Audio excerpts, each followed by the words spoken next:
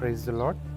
ఈ రోజును ప్రారంభించినప్పుడు నేను దేవుని మాటల చేత, బైబిల్ చదవటం చేత నేను ఈ రోజును ప్రారంభిస్తాను అని మనలో ఎంతమంది నిర్ణయం తీసుకుంటున్నారు? ఎంతమంది చదువుతూ ఉన్నారు?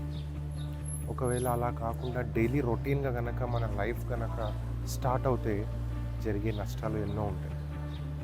అవి ఎలాంటి నష్టాలంటే చూడండి, నిద్ర లెగుస్తూనే ఒకవేళ మనం బైబిల్ చదవకుండా మనము మన డైలీ రొటీన్‌లో వెళ్ళిపోయినట్లుగా గనక ఉంటే దుష్టునికి మనము ఎక్కువగా మన జీవితంలో స్థానాన్ని కల్పించిన వాళ్ళం అయిపోతాం. ఎలా అంటే నా ప్రియమైన దేవుని బిడ్డలారా, ఒకవేళ వాడే నీ జీవితంలో ప్రధాన స్థానం గనక తీసుకుంటే నిన్ను రాంగ్ డైరెక్షన్‌లో నడిపేయటానికి, నీకు మనశ్శాంతిని ఇవ్వకుండా చేయటానికి, నువ్వు పనిచేసే దగ్గర అంతా కూడా డిస్కరేజ్మెంట్స్, తర్వాత ఏ విధమైనటువంటి సాటిస్ఫాక్షన్ లేకుండా చేస్తాడు. అదే ఉదయాన్నే లెగుస్తూనే దేవుని మాటను చదవటం ద్వారా నువ్వు ఎలా నిర్ణయించుకోవాలి అంటే, దేవుడు ఈరోజు నాతో ఏ మాట చేత మాట్లాడతాడు, ఏ విధమైన సూచన నాకు ఇస్తాడు, ఏ విధమైన మార్గదర్శనాన్ని నాకు చూపిస్తాడు, నాలో ఏదైనా చిన్నపాటి లోపాలున్నా వాటిని ఏ వాక్యం చేత సరిచేస్తాడు. ఈ విధమైనటువంటి ఫోకస్తో మనం చదవాలి.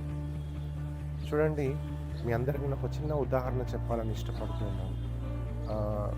ఒక పాస్టర్ అనబడే పెద్ద ఆయన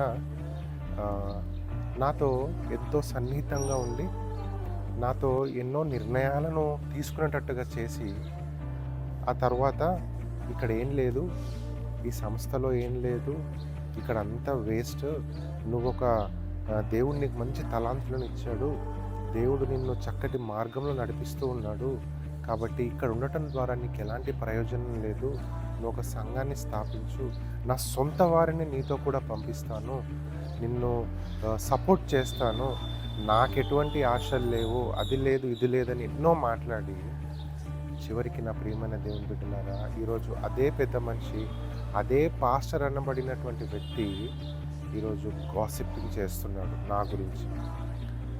నేను పెట్టినటువంటి సంఘం గురించి గాసిపింగ్ చేస్తున్నాడు. చాలా సన్నిహితుల దగ్గరకు వెళ్ళి మాట్లాడుతూ ఉన్నాడు.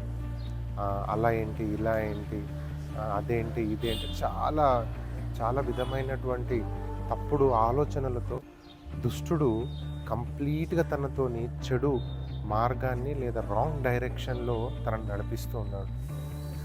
మీరు అనుకోవచ్చు, పాస్టరే కదా, బైబిల్ చదువుతుంటాడు కదా అని. లేదండి, బైబిల్ని ఎలా చదవాలో చెప్పాను కదా. ఈరోజు దేవుడు నాతో ఏం మాట్లాడతాడు, ఏ విధమైనటువంటి లోపాన్ని నాలో నుంచి ఎత్తి చూపించి దాన్ని సరిచేస్తాడు, ఇలా ఈ విధంగా కదా మనం చదవాలి.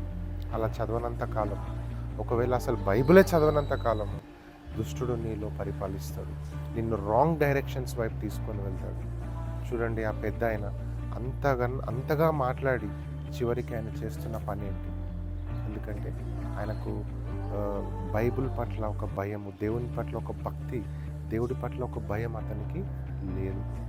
ఎంతసేపు సెల్ఫ్ ఓరియంటెడ్గా ఉన్నాడు కాబట్టి బైబిల్ మాటలకు, దేవుని మాటలకు ఆయన ప్రధాన స్థానం ఇవ్వట్లేదు కాబట్టి ఆ విధమైన రాంగ్ డైరెక్షన్లో వెళ్తున్నాడు, ఆ విధమైన గాసిపింగ్ చేస్తూ ఉన్నాడు.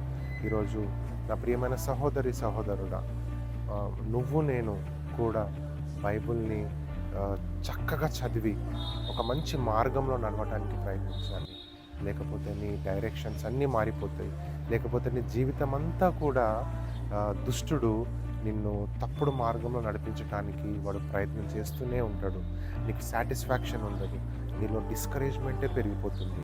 కాబట్టి రండి, మనమందరము ఉదయాన్నే మనము లెగుస్తూనే చక్కగా దేవుని మాటలు చదవటానికి, ఒకవేళ ఈ వీడియో కనుక మీరు చూసినట్లయితే, కనీసం ఈ రోజు వరకు మీరు చదవకపోయినట్లయితే, ఈ వీడియో చూసిన తర్వాత అయినా రోజు బైబిల్ చదవటానికి మనము సమయాన్ని కేటాయిద్దాం.